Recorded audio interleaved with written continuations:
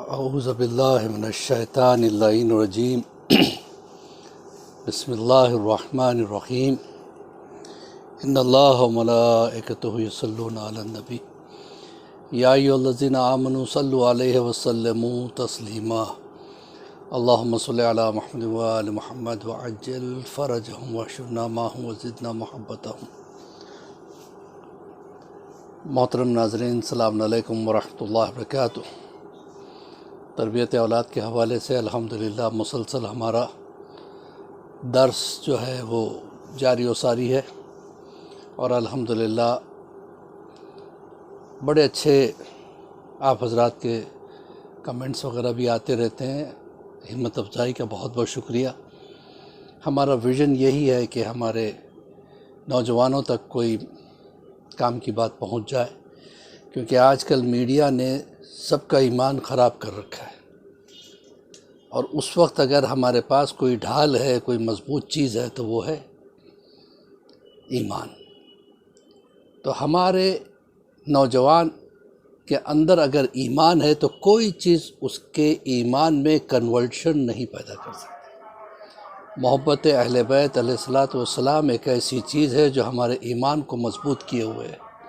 یہ مجلسوں کا صدقہ، یہ محبت آل محمد کا صدقہ ہے کہ آج ہمارا ایمان ہمارے ساتھ ہے، اور پروردگار عالم اس ایمان کو سدا قائم رکھے، کیونکہ حجت دورہ بھی قائم ہے، لہذا ہمارا ایمان بھی قائم ہے۔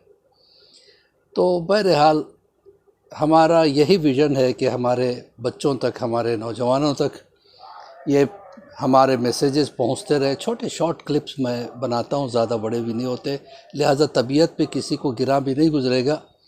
بہت مختصر سے کلپ ہوتے ہیں، زیادہ سے زیادہ 8 منٹ، 9 منٹ، 10 منٹ، اتنا ٹائم تو ہم نکال ہی سکتے ہیں۔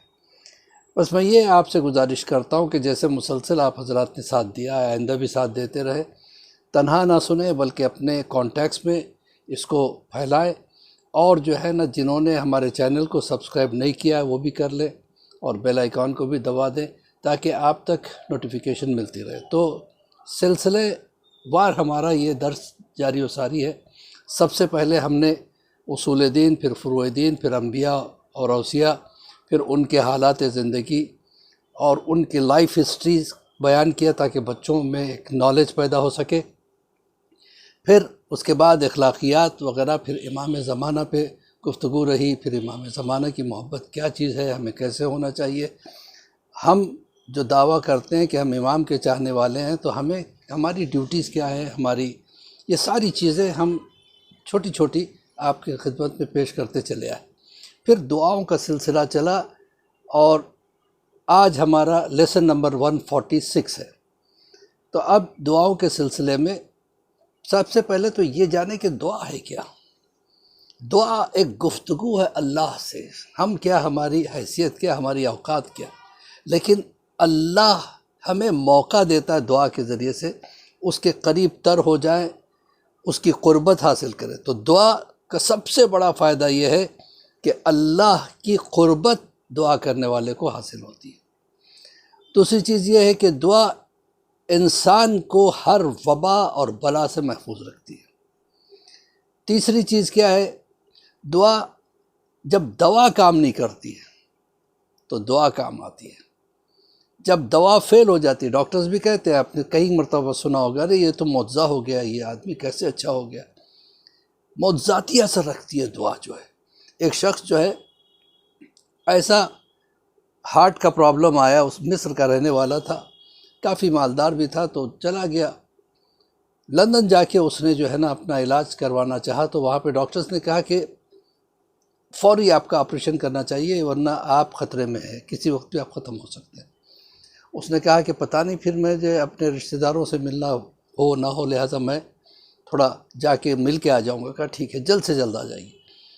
تو گیا، اپنے وطن پہنچا تو دیکھا، وہ گزر رہا تھا راستے سے، دیکھا کہ ایک عورت جو ہے ہڈیوں میں سے گوشت کو چھری سے نکال رہی ہے، سڑک پہ بیٹھی ہوئی، اور گوشت کے چھوٹے چھوٹے ٹکڑوں کو جمع کر رہی ہے۔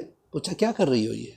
تو کہنے لگے میرے 3 لڑکیاں ہیں، اور سب جو ہے نا گوشت کھانا چاہتی ہے، اور میرے پاس کچھ ہے نہیں، میں ایک بیوہ عورت ہوں، میرے پاس اتنے پیسے نہیں کہ میں گوشت کھلا سکوں۔ تو اس قصائی نے یہ ہڈیوں کو جو پھینک دیا اس میں سے گوشت کے چھوٹے چھوٹے ٹکڑے نکال رہی۔ تو کہا اچھی بات ہے، تم ایک کام کرو، چلو میرے ساتھ۔ قصائی کے پاس آیا اور کہا کہ دیکھو اس عورت کو ہر ہفتے 3 دن گوشت دینا، تینوں دن 1 کلو کے حساب سے۔ تو مہینے کے جتنے ہوتے ہیں وہ بتاؤ، کہ اتنا، کہ سال کا کتنا ہوتا ہے اتنا، کہ سال بھر کا پیسہ میں تمہیں دے دیتا ہوں، ہفتے میں 3 کلو گوشت اس کو جانا ہے۔ یہ کہہ کے چلا گیا پیسہ دے کے۔ اس کے بعد جب رشتہ داروں سے ملاقات کر کے نکل کے گیا واپس لندن، تو وہاں پہ آپریشن سے پہلے جو ریویو ہوتا ہے اس میں یہ جو ہے نا اس کا پھر سے ایک مرتبہ اسکیننگ کی گئی اور اس کے ایکس رے لیے گئے، اور اس کا جو ہے نا ہارٹ وغیرہ کو جب چیک کیا ڈاکٹر نے کہا کس ڈاکٹر کے پاس گئے تھے؟ کہا کیوں؟ کہ تمہارے سارے بلاکیج جو تھے بالکل نارمل ہو گیا، اور جو تمہارا پرانا کمپلیکیشن تھا وہ بھی ختم ہو گیا۔ اسے یاد آیا، ہوا یہ تھا کہ جب یہ عورت گوشت لے کے گھر پہنچی تو بچیوں نے، یتیم بچیوں نے کہا ماں اتنا گوشت کہاں سے ملا؟ کہا فلاں، میں نہیں جانتی کہ کون آدمی تھا، لیکن آ کے اس نے ایسے مدد کیا۔ کہ پروردگار اس کو ہر آفت اور بلاؤں سے محفوظ رکھے۔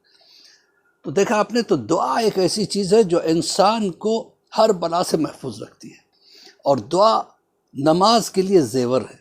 جو انسان نماز کے بعد دعا نہیں پڑھتا، پروردگار عالم کہتا ہے یہ مغرور ہے، یہ مجھ سے بھی نہیں مانگتا اور میں اس کو پسند نہیں کرتا۔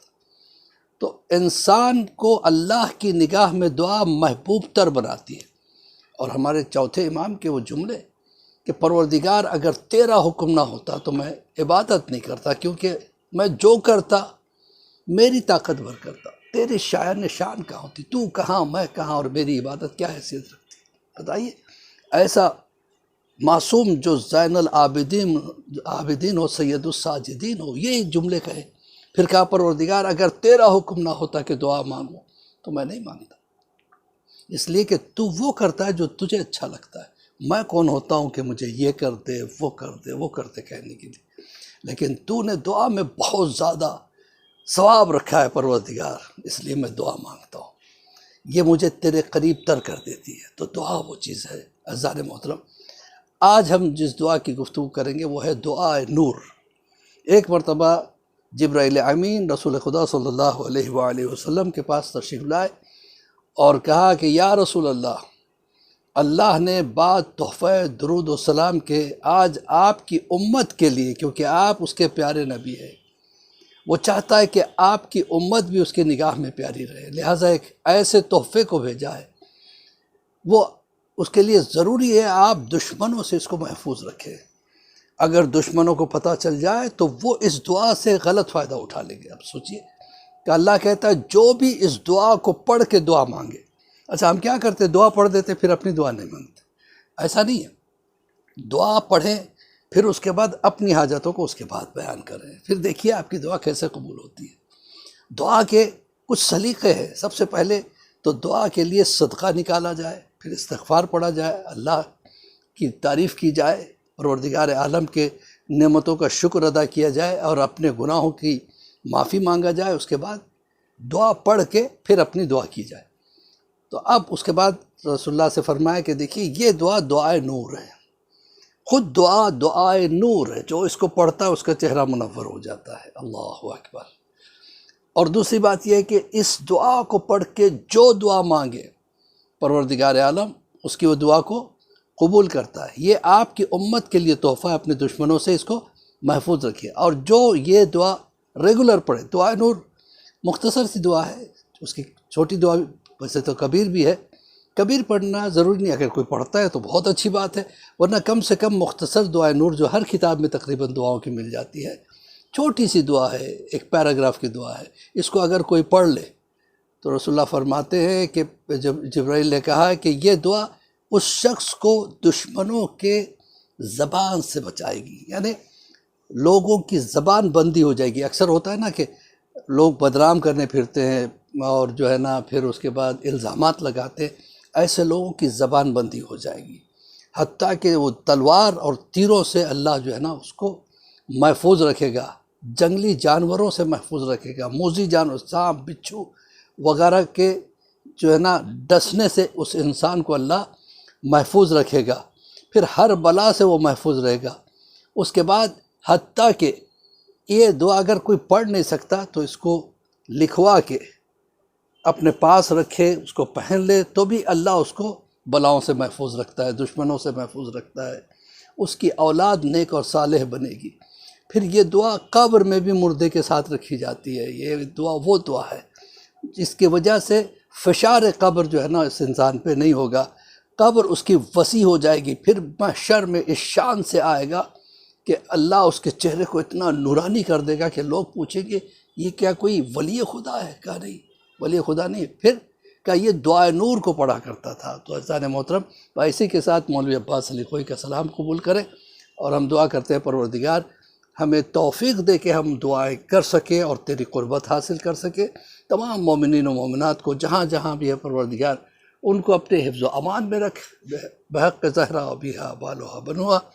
ہمارے گناہان کبیرہ و صغیرہ کو معاف فرما، ہم میں آپس میں محبت اور اتفاق پیدا کر، امام کے ظہور میں تعجیل عطا فرما، ہم سب کو امام کے چاہنے والوں میں شمار۔ وقت والسلام ورحمۃ اللہ وبرکاتہ۔